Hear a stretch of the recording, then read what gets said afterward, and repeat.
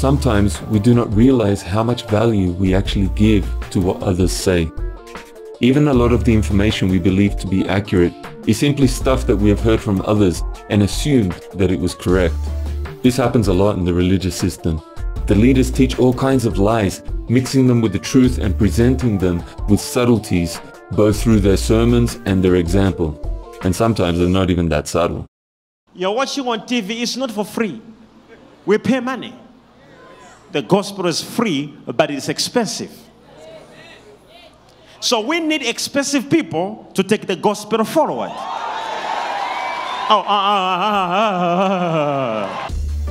As a result, people assume they know the truth, when in reality, they are simply believing what was told to them by their pastor, without verifying if it coincides with what Jesus taught.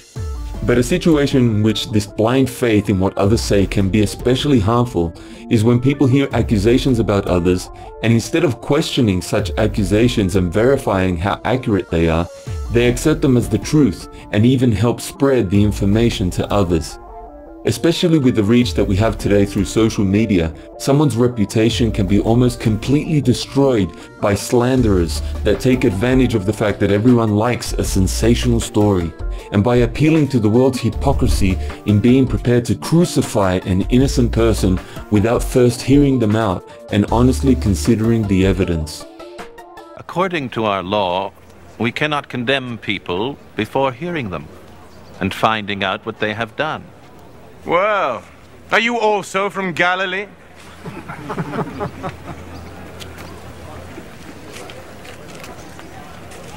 Study the scriptures, and you will learn that no prophet ever comes from Galilee. In his second letter to Timothy, Paul prophesied about the spiritual condition of the last days. This know also, that in the last days perilous times shall come.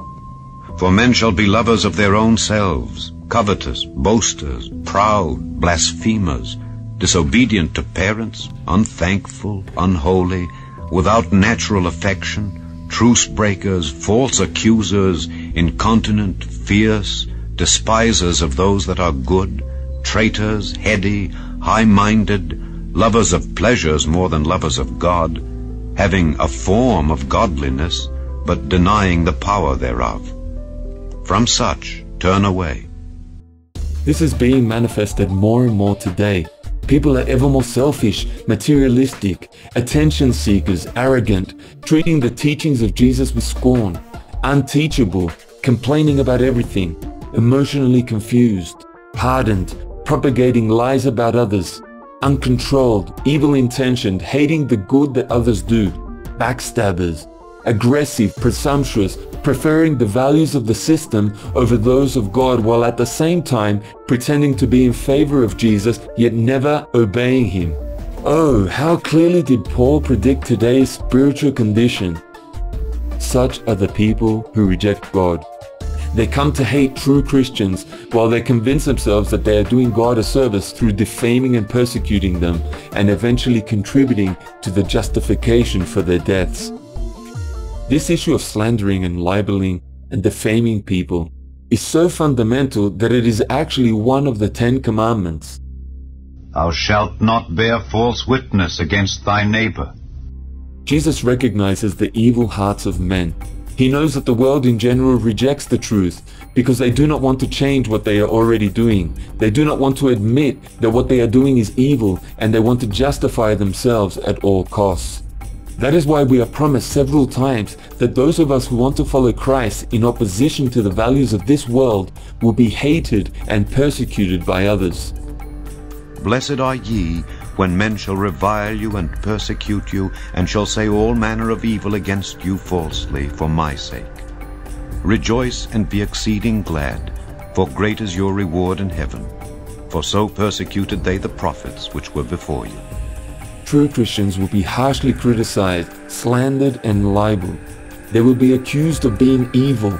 Lies will be told about them, falsely accusing them of anything that can defame them. They will be called occult, manipulators, con artists, demonic, satanic, paedophiles, heretics, whatever. But they will be blessed and will participate in the communion of all the true prophets of God. Woe unto you when all men shall speak well of you, for so did their fathers to the false prophets. The slanderers will actually unite in persecuting the true prophets and thereby maintain the respect of others. They will speak against the importance of obeying Jesus in the role of salvation, and many will support them. They will say that any group that teaches forsaking all your material wealth and working for God full-time instead of working for money is a cult, and they will be applauded. They will encourage one another in saying ever more exaggerated things against the true Christians while always feeling confident they have the support of the majority. But on Judgment Day, Jesus will tell them, "Depart from me, I never knew you people who did evil." What group will you belong to? Those who slander, libel, defame, and falsely accuse the disciples of Jesus? Or those who are slandered, libeled, and defamed for the sake of Christ and his message? Enter ye in at the strait gate, for wide is the gate and broad is the way that leadeth to destruction, and many there be which go in thereat.